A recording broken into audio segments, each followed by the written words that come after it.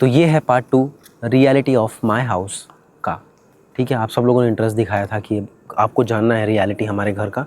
तो इस वीडियो में मैं डिस्कस करने वाला हूँ घर की रियलिटी, जो कि है it is about the ghost और हॉरर चीज़ें, हॉरर एक्टिविटीज़ जो हमारे घर में होती आ रही हैं, या फिर जो भी चीज़ें मैं फेस करता आ रहा हूँ बचपन से लेकर अब तक, वो सारी स्टोरीज़ को या जितने भी कवर हो पाते हैं इस वीडियो में कवर करने की कोशिश करूँगा। तो कन्फ्यूज़ मत होना कि अगर स्टोरी घर की है तो मैं बाहर क्यों हूँ, यहीं से सारी चीज़ें शुरू होती हैं। ठीक है, तो यहीं से बताऊँगा और इसके अंदर मैं 5-6 चीज़ें कोशिश करूँगा कवर करने की, क्योंकि एक स्टोरी कोई नहीं है जो कि बहुत ज़्यादा लंबी है और उसी को मैं पूरे वीडियो में बोलता रहूँ, क्योंकि शॉर्ट स्टोरीज़ हैं। कब कब हुई हैं सारी चीज़ें, टाइम तो नहीं याद है, डेट के साथ और ईयर के साथ मेंशन करूँगा। ठीक है, तो जिस जगह पे मैं खड़ा हूँ इसी जगह पे हुआ था मेरे साथ, और उसी टाइम से मैं हॉरर चीज़ें मेरी ज़िंदगी में आनी शुरू हुई। समझ रहे हो आप? तो क्या है, मैं स्कूटी को यहाँ पे लगाया ही इसलिए हूँ ताकि मैं चीज़ों को और ज़्यादा ऑथेंटिक वे में आपको बता सकूँ। और जो हादसे की बात मैं सबसे पहले करूँगा वो यहीं पे हुआ था। ये जो गड्ढा आप देख रहे हो, यहीं पे मैं मेरे दोस्त के साथ वॉक कर रहा था। अभी हम लोग अपने गांव में ही हैं, और ये जो देख रहे हो ये दिन में आपने देखा होगा ये गड्ढा, लेकिन भले आपको शायद समझ में नहीं आ रहा होगा। तो ये गड्ढा 2011 में भी ऐसा ही था, आज भी ऐसा ही है। शायद मिट्टी वगैरह काट दिया होगा किसी ने, लेकिन आज भी वैसे का वैसा है जैसा पहले था। बस फ़र्क ये है कि पहले ये गड्ढा थोड़ा छोटा था, डीप इतना ही था, एरिया थोड़ा सा कम था। तो 2011 में 1 जनवरी का टाइम था, हम लोग यहाँ पे वॉक करने के लिए आए हुए थे, मैं मेरे दोस्त, साथ में शायद गिन्नी भी थी या फिर कोई तो था। तो हुआ क्या, जब मैं यहाँ से वॉक करके आया तो एक इंसान आता है उधर से जो अपने गांव का ही है, I can not take his name. तो उधर से आए, बोले कि बच्चे लोग यहाँ से निकलो क्योंकि उधर रेलवे लाइन पे किसी का कुछ हो गया है, मतलब रेलवे ट्रैक पे किसी का एक्सीडेंट हो गया और वो मर गया। तो हम लोग ये सुन के भागने लगे। तो होता क्या है, इधर आ जाओ। जब भैया वहाँ से आए चिल्लाते हुए, बोले कि भाई तुम लोग बच्चे यहाँ से निकलो, उधर किसी का वो एक्सीडेंट हो गया, वो मर गया है। तो हम लोग जा ही रहे थे, तब मैं इधर इस गड्ढे में झाँका वॉक करते करते। तो मैंने इस गड्ढे के अंदर देखा कि किसी का आधा टांग कट के गिरा हुआ है, जबकि इस चीज़ का वो ट्रेन एक्सीडेंट से कोई लेना देना नहीं था, और वो थोड़ा पुराना था। मतलब समझ रहे हो, इतना पार्ट, इतना खाली ये टांग खाली गिरा हुआ था इस गड्ढे में। आज तक पूरा मेरे दिमाग में रह गया, वो टांग मेरे दिमाग में रह गया। ये देखते ही मैं दौड़ के भागा था अपने घर। बाकी बातें चलो घर पे बताता हूँ, क्योंकि इससे ज़्यादा मैं यहाँ पे कर नहीं पाऊँगा, क्योंकि ये वही स्पॉट है जहाँ पे ये हुआ था, और मैंने ताबीज़ वगैरह कुछ भी नहीं पहना है। Let's go home.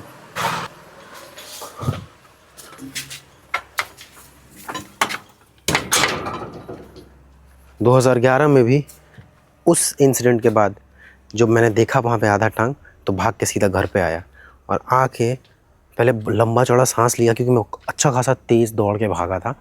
और हम में से जितने थे ना वो सब नहीं डरे थे, मैं ही डरा था ज़्यादातर, क्योंकि मैं बचपन से ही थोड़ा ज़्यादा रहा हूँ, मतलब डरपोक टाइप का। तो भाग के आते हैं और यहाँ पे पहले बैठते हैं। थोड़ी देर बाद फिर ये बातें मैं मम्मी को बताता हूँ।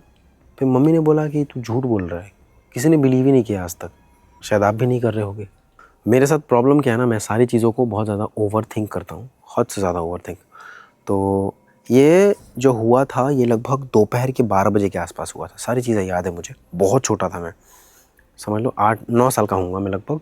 तो दोपहर में हुआ। फिर हम लोग पिकनिक मनाने वाले थे उस दिन, लेकिन पिकनिक वगैरह कुछ नहीं मनाए, ऐसे ही घूमने गए थे। तो ये देख लिया तो भाग के आए। उसके बाद में मैं यहाँ पे जब आया, 12 बज रहा था, 12-1 बज रहा होगा दोपहर का। तो वो चीज़ मेरे दिमाग में अटका, और ऐसा अटका कि रात तक पूरा वही चलता रहा। नॉर्मली मैं हमेशा मम्मी के साथ ही सोता था, लेकिन उस रात एक चेंज हुआ, और चेंज ये था कि हम लोग हमेशा रूम में सोते थे। उस दिन हम लोग बाहर सोए, क्योंकि गर्मी बहुत ज़्यादा था। शायद गर्मी बहुत ज़्यादा था, ये रीज़न क्या है मुझे याद नहीं, क्योंकि काफ़ी टाइम पहले की बात है। तो उस दिन, उस रात भी मैं मम्मी के साथ सोया। मच्छरदानी था लगाया हुआ हम लोगों ने, मैं आंगन में था। तो वो बात मेरे दिमाग में घूम ही रहा था, बहुत ज़्यादा घूम रहा था, और मैं हद से ज़्यादा ओवर थिंक भी करता हूँ। तो मैं दिमाग में कब से सोचे जा रहा हूँ। तो जब रात में सोया, तो जैसे ही सोया मुझे क्या फ़ील हुआ कि वो जो टांग था आधा, वो टांग मच्छरदानी के ऊपर ऐसे रखा हुआ है। तो मैं आँख खोला तो ऐसे साक्षात दिख रहा हूँ कि टांग है। ऐसे खोला, फिर बंद किया, तो खोला तो वापस गायब। फिर ऐसे सोया, थोड़ी देर बाद फिर उठा, कुछ नहीं था। तो ये था एक स्टोरी क्या, जो एक रियलिटी है। ये टांग देखा वहाँ तक सब कुछ ठीक था। उसके बाद की जो चीज़ें हुई वो आई बिलीव कि कुछ नेगेटिविटी था या नहीं था, 50-50% चांसेस हैं। हो सकता है कि वो एक्चुअली में कोई हो, किसी की आत्मा, या फिर मेरा मन का वहम। लेकिन ये स्टोरी आपको सुनाना इसलिए ज़रूरी था क्योंकि मेरे लाइफ में इसके बाद से ही सारी हॉरर एक्टिविटीज़ होना शुरू हुई हैं। तो ये स्टार्ट था। घर के अंदर तो चल ही रहा होगा जो भी, लेकिन मुझे इतना समझ में आता नहीं था। तो जब वो देखा उसके टाइम से बाद से थोड़ी मेरी अंडरस्टैंडिंग बढ़ी और मैं चीज़ों को ज़्यादा समझने लग गया। और उसके बाद तो हज़ारों चीज़ें हुई, हज़ारों, बताने लगूंगा तो शायद कम पड़ेगा वीडियो भी। ठीक है, तो ये बता दिया मैंने। अब moving on to the next one. और इसके बाद से ही मैं हॉरर चीज़ों को ज़्यादा समझने लग गया, या फिर घर के अंदर जो भी होता था वो ज़्यादा समझ में आता था, क्योंकि भूतिया हरकतें मेरे घर में सबके साथ होती थी मेरे अलावा। मैं भगवान से यही मांगूंगा कि आज भी मैं सेफ़ हूँ और मैं हमेशा सेफ़ रहूँ। नहीं तो मेरे अलावा घर में ऐसा कोई इंसान बचा ही नहीं है जिसके साथ कोई हॉरर एक्टिविटी ना हुआ हो। मेरे साथ जो हुआ वो तो एक मतलब राह चलते हादसा था ना।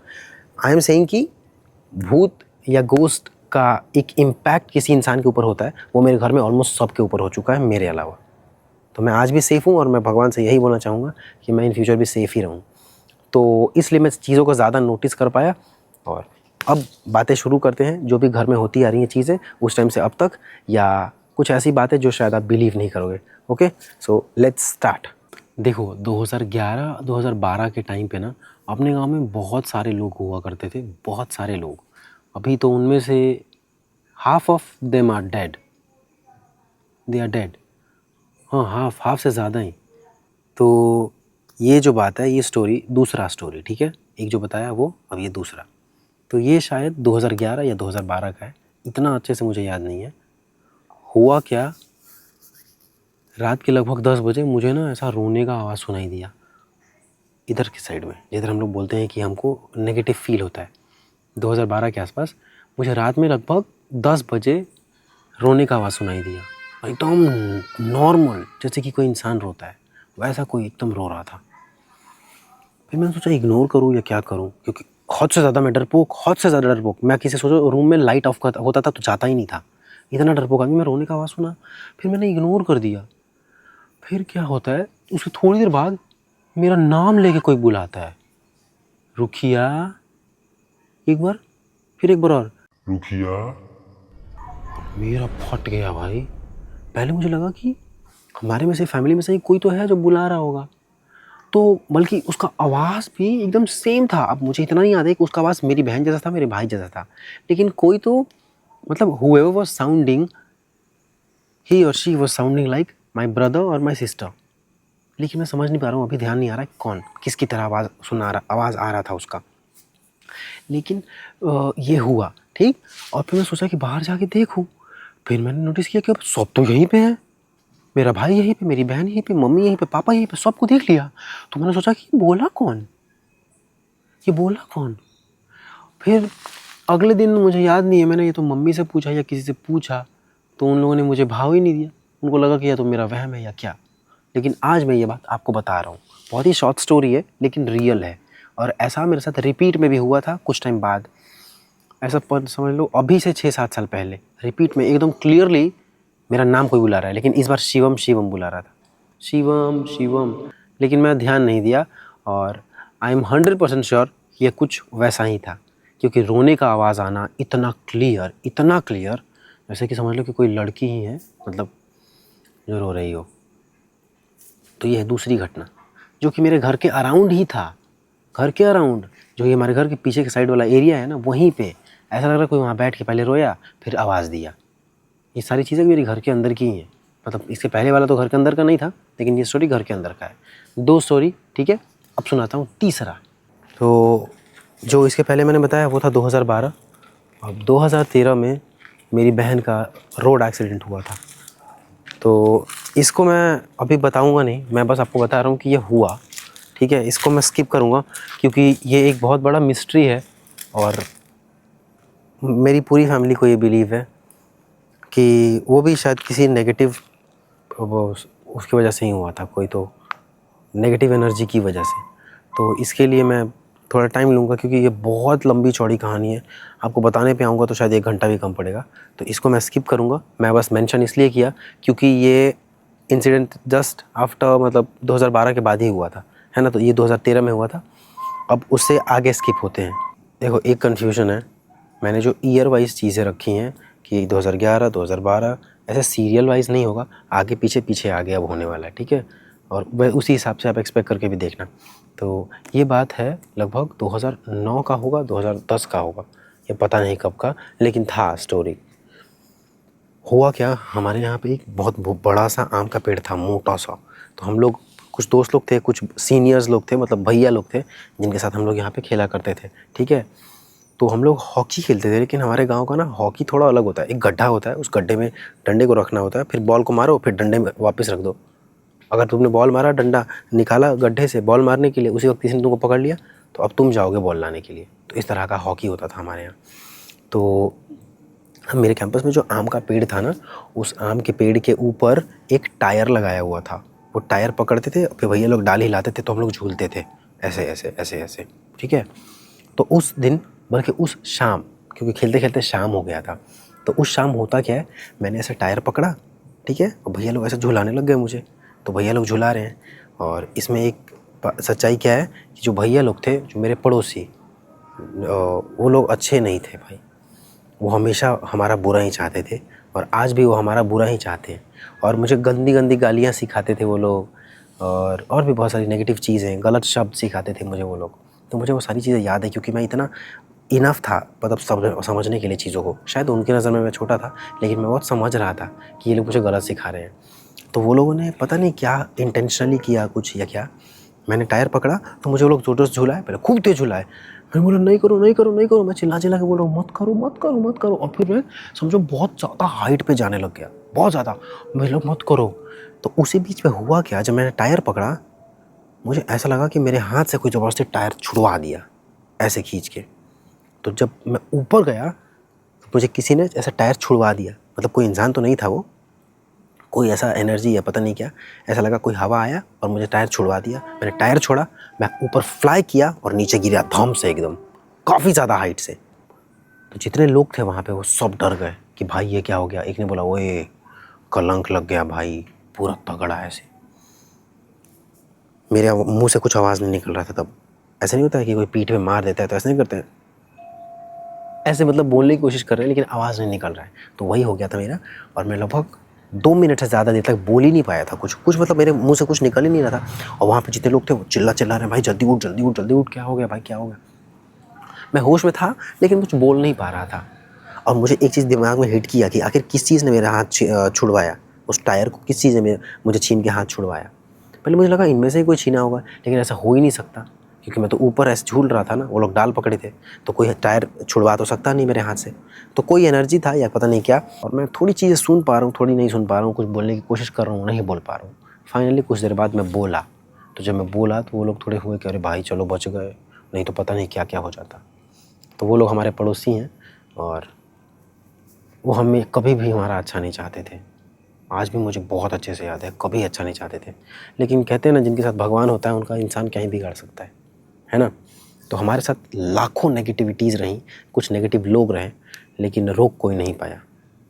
आज हालांकि सब लोग बिखर गए हैं, तो मुझे ऐसा लगता है कि इसमें भी कहीं ना कहीं कुछ नेगेटिव एलिमेंट रहा है, या ये रहा एक और स्टोरी। बाकी और कुछ चीज़ें बताता हूँ अपने घर के बारे में। ये थोड़ा अलग स्टोरी है लेकिन आप रिलेट कर पाओगे। ये स्टोरी हो गया एक साइड का, ठीक है। उसके बाद क्या होता है, एक दिन ऐसा आता है जिस दिन मेरी मम्मी घर पे नहीं होती है, वो कहीं गई हुई होती है, और वो अचानक से नहीं, स्टेशन पे आती है और हमको फ़ोन आता है कि जाओ मम्मी को लेके आओ। तो तब घर में कुछ होता नहीं था, साइकिल था एक। तो उस साइकिल पे मैं और मेरा दोस्त जो गाँव का ही है, हम दोनों दोस्त जाते हैं मम्मी को लेके आने के लिए। मैं पहुंचता हूँ स्टेशन, शाम का ही वक्त है भाई ये भी, ठीक है। तो मैं स्टेशन पहुंचता हूँ, मम्मी का सामान लेते हैं, मम्मी को साइकिल पर नहीं बैठाते, मम्मी साइकिल पर नहीं बैठती थी कभी भी, क्योंकि स्कूटर था, पापा तब शायद नहीं थे, इसलिए मैं गया था लाने के लिए। मम्मी का सामान लिया मैंने, भारी था, साइकिल में पीछे बैठा, मेरा दोस्त चला रहा था साइकिल। शाम का वक्त था, 6 साढ़े 6 बज रहा होगा। एकदम मेरा दोस्त तेज़ में साइकिल चला रहा है, मैंने बोला भाई थोड़ा धीरे कर ले, थोड़ा धीरे कर ले। तो वो माना ही नहीं, वो साइकिल एकदम तेज़ी में भगाए जा रहा है, भगाए जा रहा है, भगाए जा रहा है। मुझे डर लग रहा है क्योंकि मैं बोला ना, मैं बचपन से ही थोड़ा ज़्यादा डरपोक रहा हूँ क्योंकि मैं 7 महीने में ही पैदा हो गया था। तो मेरे अंदर बहुत सारी ऐसी चीज़ें हैं जो एक नॉर्मल इंसान के अंदर नहीं होती है। एक्स्ट्रा फियर है, स्टेज फियर है, बहुत सारी चीज़ें हैं। तो बहुत उसके बारे में कभी अलग बात करेंगे, लेकिन मैं थोड़ा अलग तो हूँ। और जब मेरा दोस्त एकदम तेज़ साइकिल चला रहा होता है तो मुझे बहुत ज़्यादा डर लग रहा होता है। तो मैंने बोला भाई थोड़ा धीरे चला, मुझे बहुत डर लग रहा है। तो उसको लगा कि मैं मजाक कर रहा हूँ। तो वो क्या किया, वो एकदम तेज़ चलाता रहा, पूरा चलाने लग गया, पूरा तेज़। ऐसा मुझे लग रहा है कि समझ लो कि 40 की स्पीड में साले ने साइकिल भगा दिया।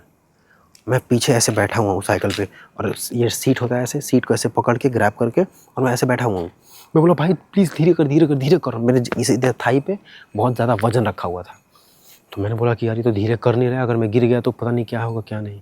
तो मैंने क्या किया, साइकिल का जो टायर ऐसे ऐसे चल रहा था उसके अंदर अपना टांग लेके उसके रिम पे टच किया कि शायद खर खर खर करके साइकिल रुक जाएगा, इसका स्पीड धीरे हो जाएगा। तो मैंने किया ना जो अपना टांग ऐसे अंदर, तो उस टाइम पता है मुझे क्या फ़ील हुआ। हालांकि मेरा टांग अंदर गया, वो सारी चीज़ें मैंने कभी शायद ब्लॉग में डिस्कस भी किया होगा, लेकिन हुआ क्या ना, जब मैंने ऐसे रखा ना टांग अपना रिम के अंदर, तो मुझे ऐसा लगा कि किसी ने ऐसे धकेल के और टांग मेरे टायर के अंदर डाल दी है। इमेजिन। और तब क्या हुआ, मेरा टांग घुसा एकदम साइकिल के अंदर, और टक टक टक टक टक टक टक टक करके मेरे टांग के ऊपर सारा का सारा रिम टूट गया। साइकिल के पीछे वाले टायर का पूरा रिम टूट गया। और मेरे टांग में आज भी ये दाग है। ये दाग देख रहे हो, ये दाग है मेरे टांग में। ये दाग आज तक गया नहीं और शायद कभी भी नहीं जाएगा। देखो ये ऐसा है ना, इधर देखो, इधर नॉर्मल है, this one is normal, this side is normal. दोनों देखो एक बार, दोनों देखो। ये देखो, ये मार्क आज तक कभी नहीं गया। ये है मेरा लेफ़्ट टांग जो साइकिल के अंदर घुसा था, ये देखो नॉर्मल है। दोनों इसलिए दिखा रहा हूँ ताकि आपको डिफरेंस पता चले। Look at the difference. ये है वो टांग जो अंदर घुसा था साइकिल के अंदर। तो जब मेरा टांग घुसा अंदर, पूरा साइकिल में ऐसे फंस गया मेरा टांग, वो निकला ही नहीं बाहर। साइकिल को पूरा पहले खोला गया, मेरे घर पे स्टाफ रहते थे, वो स्टाफ भैया दौड़ के आए, वो खोले बोल्ट को, पूरे साइकिल पीछे के पहिया खोला। गांव के इतने सारे लोग दौड़ के गए। ये एक्चुअली में नज़दीक ही हुआ था हमारे घर से, ज़्यादा दूर नहीं है। तो वहाँ पे सब लोग आए, पूरा भीड़ इकट्ठा हुआ, फिर खोला मेरे टांग को, मुझे पीठ पे बैठाया, उसके बाद लेके आए। और मैं हर वक्त उस टाइम पूरे टाइम मुझे दर्द हुआ ही नहीं यहाँ पे, लेकिन इसके अंदर 1 इंच का पूरा गड्ढा हो गया। 1 इंच का पूरा गड्ढा। छिलने के बाद गड्ढा नहीं हुआ था, इमीडिएट मतलब आफ्टर द एक्सीडेंट ये गड्ढा नहीं हुआ था। ये सब होने के बाद मैं गया ड्रेसिंग करवाने के लिए। तो ड्रेसिंग करवाया, तो उसके बाद ना एक लेयर आ गया इसके ऊपर। फिर ना नेक्स्ट ड्रेसिंग में वो लेयर को ऐसे कैंची से काटा, उसके बाद इसके अंदर पूरा गड्ढा हो गया, 1 इंच का पूरा गड्ढा। और वो चोट ठीक ही नहीं हो रहा था। वो लगभग 1.5-2 महीना चलता रहा। वो ठीक ही नहीं हो रहा था। तो आई बिलीव कि वो भी कुछ तो गड़बड़ी था, क्योंकि मेरा टांग अचानक से ऐसे अंदर चले जाना, मैं थोड़ा सा रखा लेकिन पूरा ऐसे चला गया। मुझे लगा किसी ने पुश करके अंदर डाल दिया।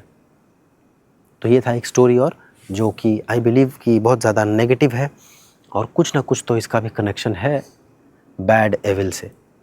मेरे घर में आज तक कुछ सुखी माहौल रहा ही नहीं, और अगर रहा तो वो इसलिए कि हम लोग का यूनिटी था। कहते हैं ना, जब यहाँ जहाँ पे प्यार ज़्यादा होता है वहाँ पे नेगेटिव चीज़ें शायद कमज़ोर पड़ जाती हैं।